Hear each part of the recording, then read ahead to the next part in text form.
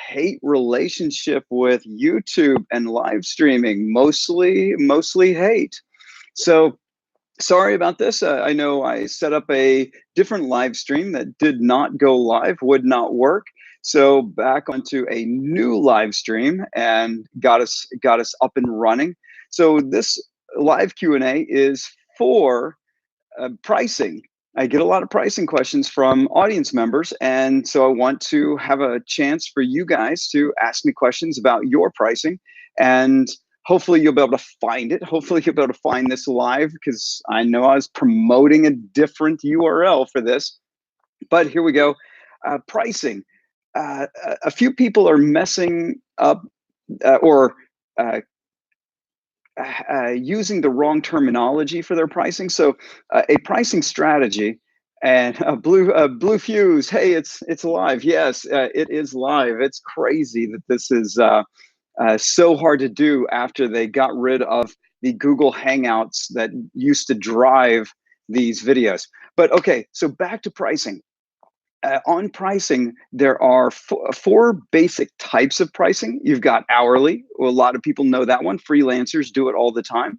Then we have project pricing. Most of us do project pricing. Then we have value-based pricing, which is an advanced form of pricing that is not easy for everyone to get. And then we have recurring pricing. And this one I think is the most is probably more misunderstood than value-based pricing.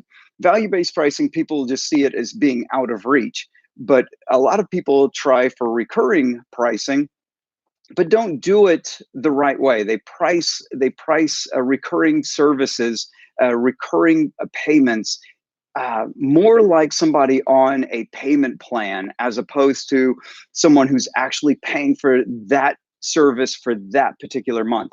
And what I mean by that is I work with a lot of agencies that come in that have recurring pricing models, and they are essentially doing a $30,000 job, and they just charge for it over the course of 12 months. So they charge a client $2,500 a month, but it's truly a $30,000 job.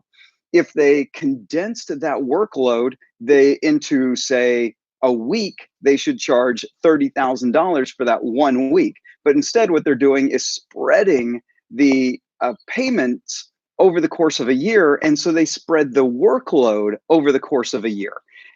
Then what happens is they do extra work on top of it to justify that additional monthly effort.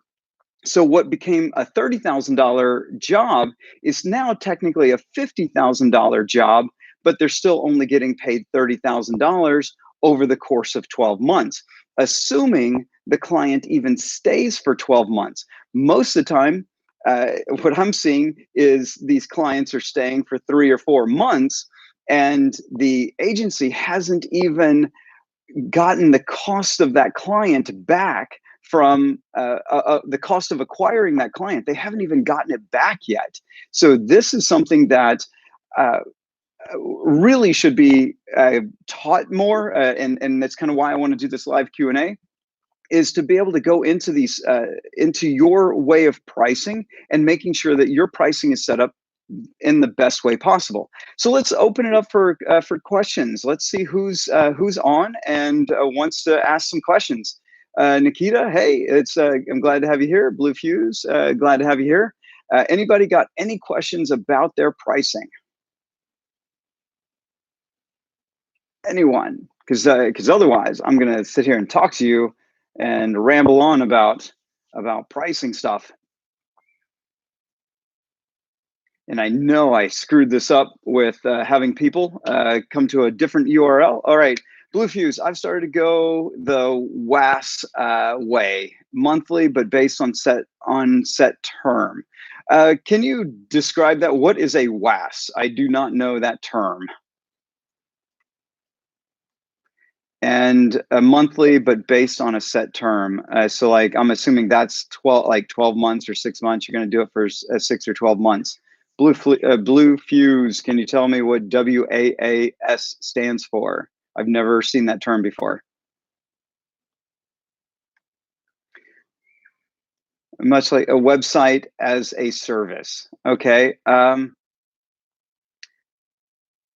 I'm not sure I understand the context of it, but I'm assuming you're just getting paid a fee for just spreading the cost of the website out over time, uh, which which if that's true, like if you're setting the cost of the website out over that, you're essentially lending money to your clients, and you may not that may not even be a necessary thing to do. It's one thing to get paid a monthly fee for services that you render over the course of time, but when you're doing a project, uh, you should get paid for that project sooner. So you built the website, but now you're only going to get paid for that website over time. Do you really want to be in the lending business? And that's in this brief description you've given me, that's what it seems like, that you're in the lending business here.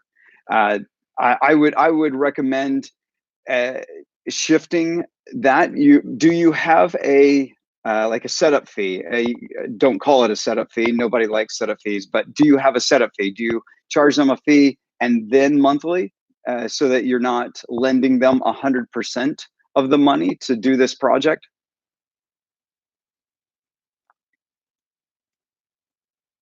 And I'm going down for everyone. I'm going down reading the responses by Blue Fuse. So there's a contract. Yes, there's a contractual time so that you get your money. But basically, it's a lending model. You lend them money to build their website, and then you collect over time.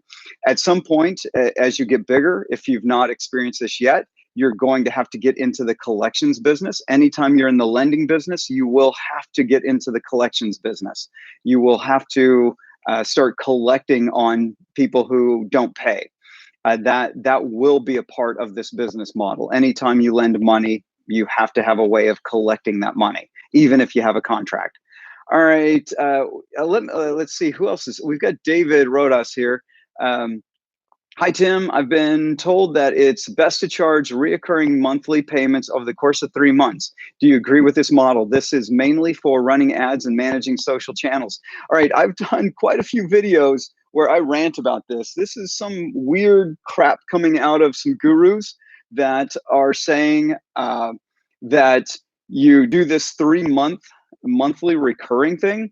Basically, it's a 3 month project, but you're only getting paid over the course of 3 months. And so they need to stay for 3 months.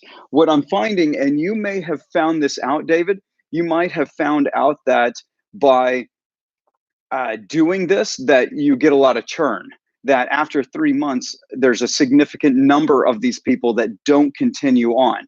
And my guess is that your cost of client acquisition is greater than 3 months, from what I've seen from other agencies. If you're following this model, you probably have a 4 to 6 month uh, period that you need to collect so that you can actually break even on acquiring that client. And so if they don't continue past 3 months, then there's a good chance that you're losing money. And so you always have to get a new client. So you have to get clients this month to pay for clients last month. And that is very common with that model. What I would say is, if you're going to do a 3 month project, and there's nothing wrong with a 3 month project, get paid for the 3 month project, at least in a manner that doesn't require them to continue with you. That you actually make a true profit in 3 months. And then if they continue, great, because you'll be profitable from that point on. I've got a client right now that we're doing that. We're changing their pricing model because of the fact that they're losing money on like half the clients they take on, because those clients don't stick around long enough.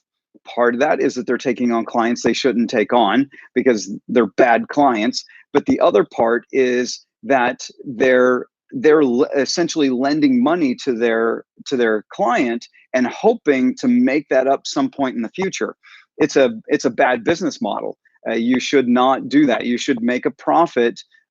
If you only have one service, then you need to make a profit on that one service. The flip side of that is to create a front end product. This is something I highly recommend. I talk about it in a lot of my videos about doing strategy, doing some sort of planning and getting paid for that planning at the very beginning. If you do that, you're more likely to be able to generate a profit off of these clients, even if they only stick around for 3 months.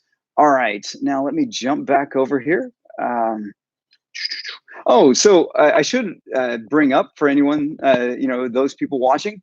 Obviously, I'm not in my office. I would love to be able to do this from the beach. I am in I am in the Gold Coast of Australia, Surfer's Paradise, staying in an Airbnb apartment, minutes from the beach, and I really would have loved to have taken you all down there and done this live streaming from the beach, but it probably would have been super noisy and internet would have been worse than this one. But just letting you know why you get a white wall. That's all that's behind me here. All right, tangent over. I'll stop focusing on squirrels that run by. Okay, let's see. Nikita, there's a lot of talk about value-based pricing. Is it possible to achieve if you're just starting out? If not, how do you price when starting out, and how do you transition to value? It is very difficult to do value-based pricing without a broad experience. The reason is for someone to pay you based on the value, which in a lot of cases is going to be far more than a project fee.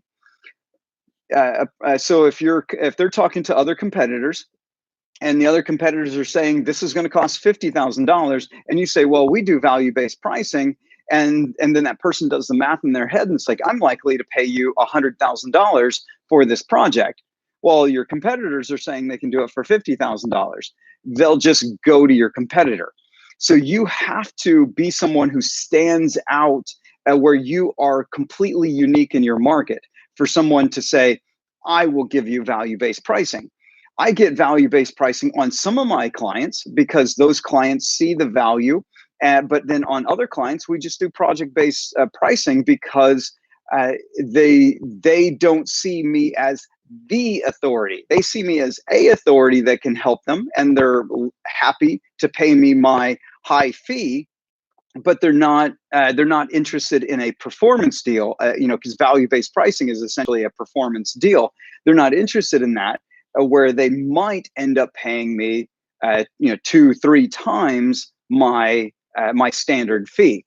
So these are things that don't happen with every single account. You can try to go to value-based pricing, but it's even when you're a value-based pricing business, there's a good chance that not every client will be on board with it, because they have to see you as the expert to solve their problem, not just one of the experts. So if you're just starting out, go with project pricing. Set a project price, and then you might have hourly after that. You might have a monthly recurring after that, but you should have a set project fee. It's one of the easiest ways to get a client to say yes. It is also one of the easiest ways for you to ensure that you're going to make a profit. All right, now let's jump into other questions. Tallenberg, hey Tim, what are your thoughts on value-based pricing? I should have read that one earlier. And basically, where you charge a basis on the value to your client and not the time, material it would take you. Just what I just said about value-based pricing. It's hard to get. If you can get it and you are the expert and people are happy to give you that, fantastic, because it actually is better for the client. Sure, they may pay more money for it, but it's better for for them ultimately, because you're a partner. You're incentivized to work with them and help them out far above anything that you would have done under project pricing. Let's see. I can't type. So Blue Fuse is back. It's a big topic and I can't type fast enough here, but it's a lot like a cell plan where you need to stay a certain amount of time. if they want to leave, they have fees. Yeah, I kind of get that care plan. So a care plan and the cost of the website are two separate things. That's what I'm trying to say, Blue Fuse. You have the cost of the website, which you are lending them that money. But then you have this other service where you're maintaining security, maintaining uptime, maintaining plugins, whatever those other things that are, right? You're doing these other services. That is the thing that is technically monthly. But the website, if you build them a website, then that website, you're lending them the cost of that build. If that makes sense. And with these payment plans, like I said, if you're on a payment plan, even monthly recurring, like doing stuff for Facebook advertising or anything like that, if you're on a monthly plan, there is going to be a time where one or more clients are not going to pay, and then you're going to be in the collections business. Let's see. Michael, do you have a website with examples of how these documents are supposed to look? I must have missed something because I'm not sure what documents you're speaking of. Michael, what documents are you speaking of? Hey, can you get my water? Michael, are you still here, Michael? I don't know what documents you're speaking of. Business documents like a contract. I do not show contracts. I used to a very long time ago, and I don't because it puts me at significant legal risk. Uh, and I don't know why anyone ever would share documents, because here's what happens. I show a document and I say, do not copy this document. Go work with a lawyer to make sure that it fits your specific needs and works for your legal jurisdiction. And invariably what somebody does is they just copy it word for word. So that puts me at risk because I'm putting out this document that then that person can turn around and say it's my fault. I've not been sued over it, but I did have a person years ago tell me that the problems they were having with my contract was my fault. They didn't sue me, but it could have gone that way. So I just don't do it. Just examples of hypothetical ones. Nope, not going to do it, because there's going to be someone, maybe not you, but there will be someone out there on the internet who's going to take that document as gospel. They're going to be lazy. They're not going to go to an attorney, and they're going to just use it, and then it's going to be my fault. And I live in America, which is the most litigious country on the planet, so I just don't do it. Sorry. Any resource recommendations when it comes to contracts? Go to like LegalZoom. LegalZoom's got a lot of contracts you can buy that are far cheaper than going directly to an attorney. I would go there as a start, but even then, you may still want to go to an attorney to have it specifically written for you. And this is my legal advice to you. You know, in quotes. My legal advice to you is make sure your contracts are specific to you and the things that you're doing, the scope of work that you're doing, and that they fit your legal jurisdiction. I do that. I don't just use a contract. I make sure an attorney goes through my contracts to make sure they fit with what I'm trying to achieve. So that's my advice. Yeah, I know. If you're trying to create, Michael's saying this, I'm having trouble creating them myself. Yes, they are hard to create yourself because there's so many things that can go wrong with a contract. So with contracts and other business documents where people have to sign these, where they become a legal agreement of some sort, go to an attorney. Go to LegalZoom or any other place where you can get templated legal documents. You're going to have to pay for it, maybe $400 or $500 in some cases, maybe cheaper for some. But then go alter it to fit your needs. Then go to an attorney and have that attorney review it. I don't know if LegalZoom has an attorney that service that will do a review of your contract. But if not, go to a corporate attorney in your area and have them review it for you, so that you don't have language in there that can be misconstrued, stuff that can make it easy for some to void that contract. And that's one of the things that happens a lot. If there's a clause inside your contract that is against the legal statutes of your jurisdiction, it'll invalidate the contract. And just by having like one phrase in there that shouldn't be in there, you can invalidate. So you want an attorney to go through your contract and sign off on it, because then if it's wrong, then you can go back to that attorney for malpractice, essentially. All right.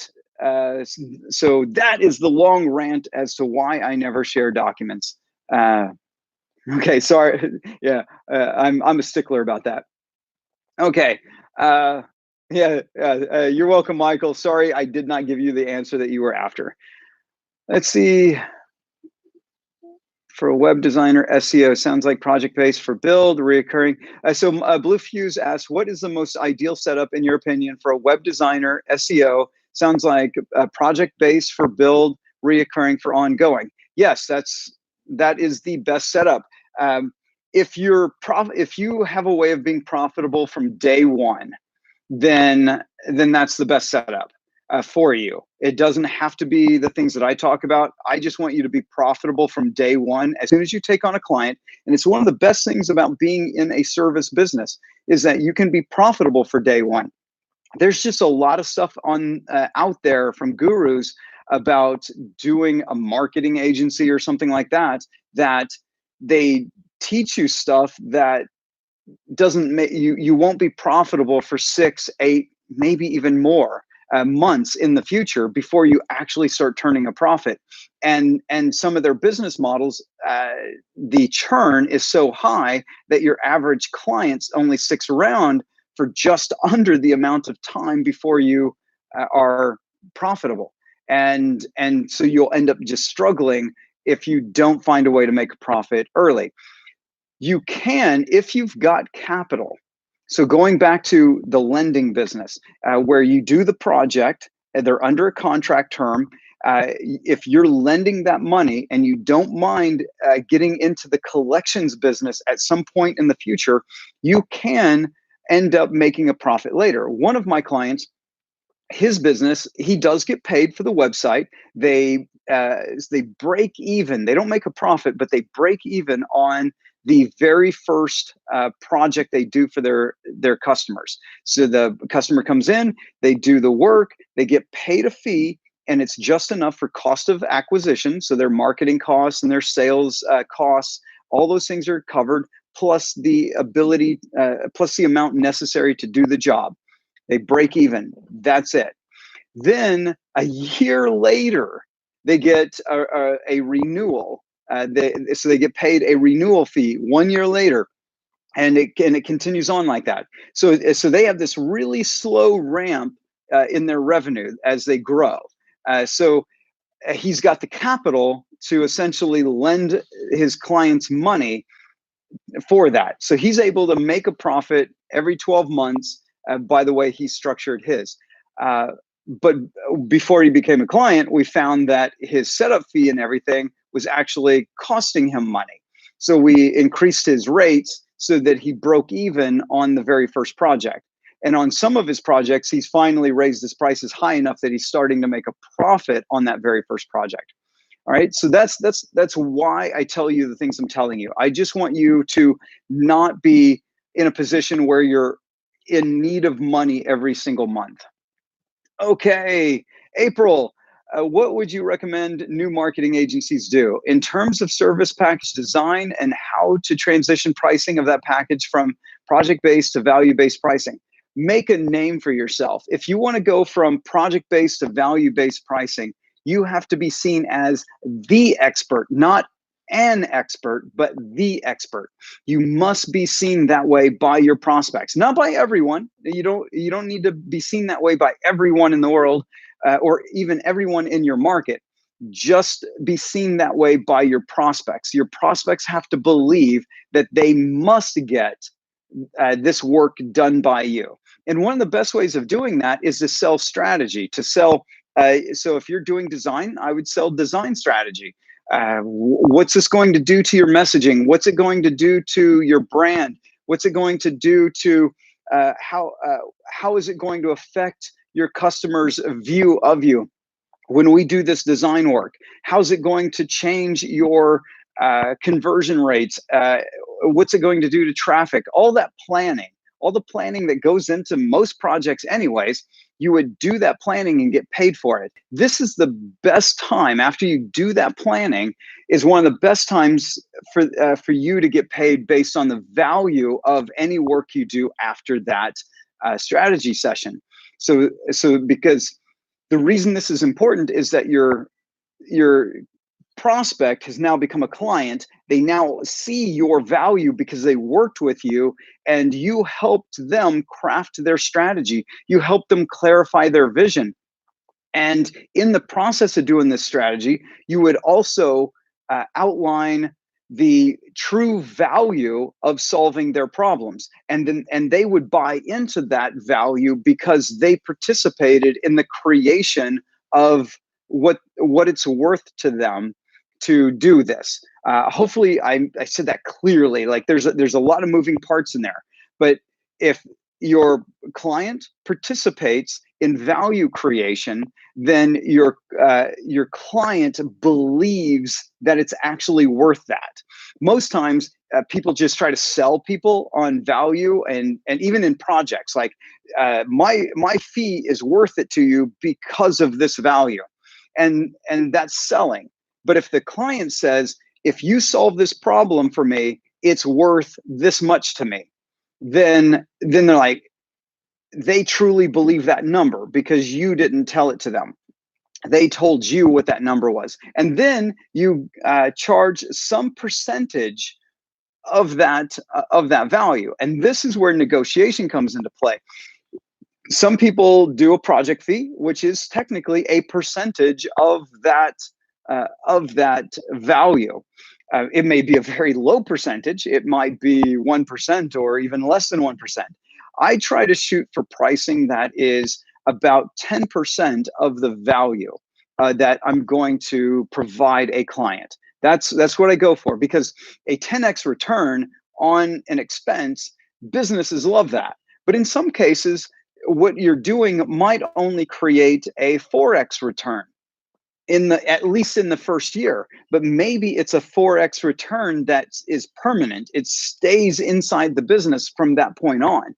And that can be a very good investment. I know some people that their business model is saving money for clients, not creating money for clients. They just save money. And in that process, they might only get a 1x return. But that 1x return this year is permanent, and they'll get that savings on into the future. And so it's still worth it to the client to pay 1x of the savings. So if they save $100,000 for that business and their fee is $100,000, the client can still be happy in that situation because it's a permanent thing for their business. Hopefully that answered your question. Part of this was, what would you recommend new marketing agencies do? So you got a service package. I don't necessarily recommend packages when you're doing custom work, but if you want to go into a productized service, if you're in a productized service, packages make really good sense. But then if you've built a business model around productized services, you're not going to get paid value-based. Value-based is 100% custom. I've never seen anyone truly get paid based on the value of a project and not do something custom for them. I've just not seen that happen. So if you're doing service packages and you've got a system for delivering it, you're not going to get to value.